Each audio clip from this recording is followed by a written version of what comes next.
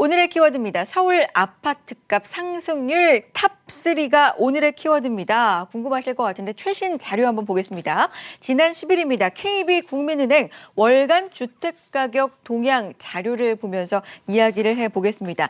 지난 3월 말 기준으로 나온 자료가 되겠습니다. 최근 1년간 서울 아파트값 상승률이 나왔습니다. 3월 기준으로 서울 아파트 평균 매매 가격 제곱미터당 1,291만 원으로 조사가 됐습니다.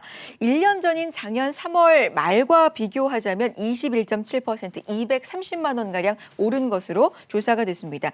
이걸요, 전용 면적 85.2제곱미터 아파트에 적용을 하면 서울 평균 아파트 값이 9억 384만 원에서 올해는 10억을 넘겼습니다. 10억 9,993만 원으로 1년 사이 1억 9천만 원가량이 오른 것으로 조사가 됐습니다.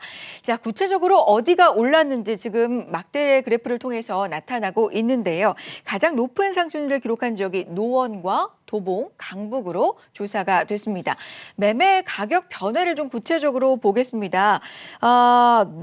노도강으로 흔히 불리는 지역이죠. 노원구 같은 경우는 평당 2020년에 6억 1천만 원대에서 2021만 원에 8억 3,828만 원으로 올랐고요. 도봉구가 7억 2,547만 원, 강북구가 7억 2,201만 원으로 조사가 됐습니다. 평당 가격 변화도 지금 보시는 것처럼 노도강의 상승세가 지금 놀라운데요.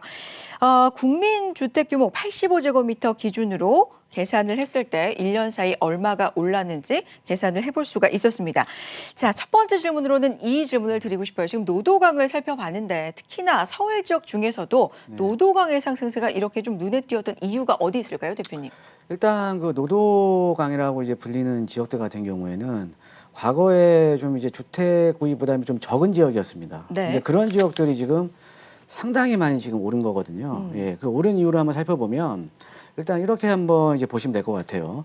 지금 이제 부동산 이 시장을 보면은 이제 부동산 규제가 상당히 심하잖아요. 이제 뭐 세금에 대한 규제, 뭐 대출에 대한 규제, 이런 규제가 상당히 심한데, 그래서 지금 서울이나 이제 그 수도권 지역의 이제 부동산 시장은 이 투자자보다는 한 2, 3년 전부터는 실수요자 시장화 됐다고 이제 보시면 됩니다. 그럼 이 가격이 오른 이유가 과연 투자자가 들어가서 좀 가격이 오른 거냐? 이건 아니라는 거죠. 즉 실수요자들이 지금 많이 들어간 거거든요. 그러니까 실제로 필요해서 거주 겸 그렇죠. 생각하시는 분들. 이제 거주 목적으로 네. 이제 실수요자들이 많이 지금 이제 들어가신 건데, 네. 그 노도강 쪽으로 많이 들어간 이유가 자 이런 거죠. 어떻게 보면 이제 규제의 역설이라고 이제 보시면 되겠는데, 상대적으로 지금 이제 대출에 대한 규제를 하잖아요. 네. 예, 대출에 대한 규제를 하다 보니까 현금이 많으신 분들은 걱정이 없습니다. 예, 대출 없이 그냥 좋은 지역 가서 그냥 좋은 물건 그냥 사시면 돼요. 자, 그런데 상대적으로 이제 현금 부담, 그러니까 현금이 없으신 분들, 특히 뭐 연령대를 보면 20, 30대 분들, 이런 분들 같은 경우에는 대출을 규제를 하니까 집을 못 사는 거예요. 네. 자, 그러면 집을 사기 위해서는 싼 지역으로 가야겠죠. 그러니까 자금 부담이 좀 덜한 지역으로 좀 가야겠죠. 예, 그래서 지금 노도강이라던가 아니면 또 이제 금강구, 예, 이런 지역들의 지금 이제 가격 상승이 좀 이제 두드러지게 좀 나오고 있다라고 이제 보시면 되겠습니다. 그렇군요. 자, 서울 아파트값 상승률 탑3는 노도강으로 조사가 됐습니다. 노원구, 도봉구, 강북구였고요. 지금 언급해 주셨지만 네 번째로 아파트값 많이 오른 곳이 구로구였고요. 그다음에 은평구, 중랑구, 서대문구, 관악구가 뒤를 이어서 금관구의 상승세도 눈에 띄었는데, 중요한 건 앞으로 향후 1년도 이렇게 노도강, 금관구의 상승세가 이어질 것인지 이 부분인데 어떻게 보십니까? 일단 그 상대적으로 이제 주거 약자인 아니면 이제 서민들 입장에서는 상당히 좀 힘든 시기죠. 예, 그런데 제가 봤을 때는 이 상승세가 좀 지속이 될 것으로 보입니다. 예, 크게 이 두 가지 이유를 좀 말씀드릴게요. 자, 첫 번째는요, 이 대출 규제입니다. 예, 대출 규제. 지금 이제 최근에 이제 그 대출 규제 완화에 대한 얘기가 지금 나오고 있잖아요. 그럼 이제 대출 규제가 완화가 되게 되면 이제 대출을 내가 더 받을 수가 있는 거잖아요. 그럼 더 받을 수 있다라고 하면 아무래도 이제 실수요자들이 더 많아지는 거죠. 그러니까 대출을 받아서 집을 살 수 있는 사람들의 수요가 많아지는 겁니다. 그럼 이런 수요자들이 상대적으로 이제 주택 가격이 낮은 지역 쪽으로 또 지속적으로 이제 유입이 될 가능성밖에 없고요.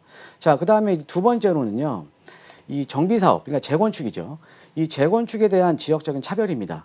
지금 우리가 강남권이라던가 이제 목동 같은 경우에는 안전진단 통과를 못하는 현장들이 상당히 많잖아요. 네. 특히 지금 목동 같은 경우에는 지금 다 떨어졌잖아요. 예, 그런데 지금 상대적으로 이제 지금 노도광이라던가 이제 금강구 이런 지역들 같은 경우가 지금 30년 이상 된 이 좀 노후된 아파트들의 또 상승률이 상당히 높거든요. 그 이유가 뭐냐면 지금 노도광이나 금강구 이런 지역에 어떻게 보면은 재건축 같은 경우는 안전진단 통과한 현장들이 상당히 많습니다. 지금 네. 동시대 때. 네. 예, 그래서 이런 그 정비 사업에 대한 좀 지역적인 또 차별이 또 있기 때문에 예, 지역적인 차별이 있기 때문에 지금 이 상대적으로 좀 이 주택 가격이 좀 낮은 지역들, 그러니까 노도광, 금강구 이런 지역들의 지속적인 상승세는 좀 계속적으로 지금 이루어질 것이다라고 이제 보시면 되겠습니다.